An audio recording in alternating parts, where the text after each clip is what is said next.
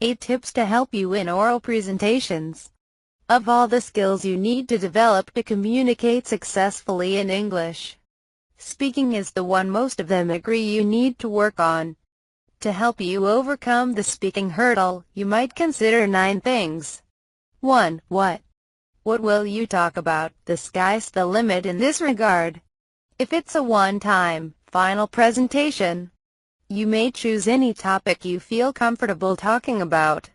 Or you can make it a regular activity and select topics related to what you've been learning in class. For example, if you've been practicing conditionals, you may have a talk about a place you have never been to before but would like to visit.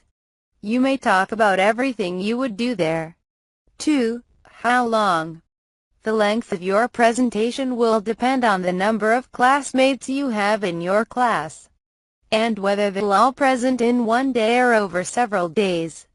You might get very nervous about giving long presentations. Here's a tip. You will have to speak for 10 to 15 minutes, and you might freak out. On the other hand, if you only have to speak for 2 minutes, you will probably speak for 5.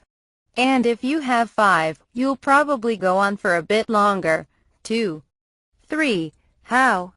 Will you use special equipment, PowerPoint slides, posters or photos? Probably if you have to use at least one visual aid, a map, a photo or poster, you might have asked your teacher in advance. Therefore, there would not be any complications during your presentation. 4. Statement, details, expansion. To help you organize your presentation, you might use this technique.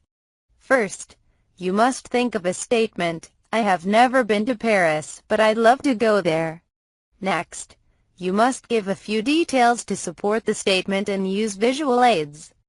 There are many wonderful things I would do there, like finally, you can make a closing statement that expands upon the initial one. If I go to Paris, I won't be disappointed. This simple formula can help you talk about most anything.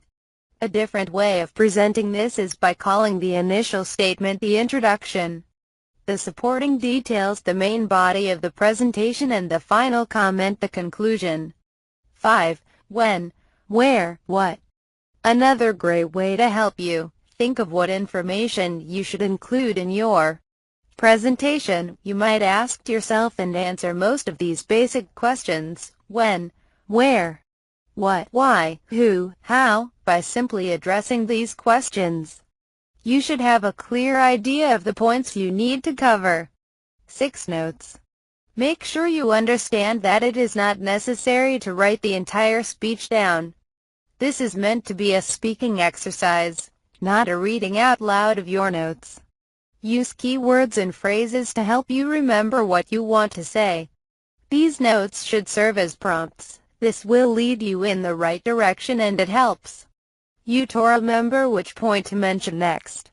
7. Use complete sentences. So last summer we went to beach, and then my cousins joined us. And then we played volleyball and swam in the ocean, you know. And we had a great time is not speaking, it's rambling. Use clear language. You might organize your speech so don't use sentences that run on and on and on. You must learn not only speak but to organize your thoughts coherently. 8. Loud and clear. You should strive to pronounce clearly, no mumbling aloud. You should try to pronounce as clearly as you can, even it means you have to slow down a bit. At first, it's okay to sacrifice speed for accuracy. The more you practice, the faster you'll speak.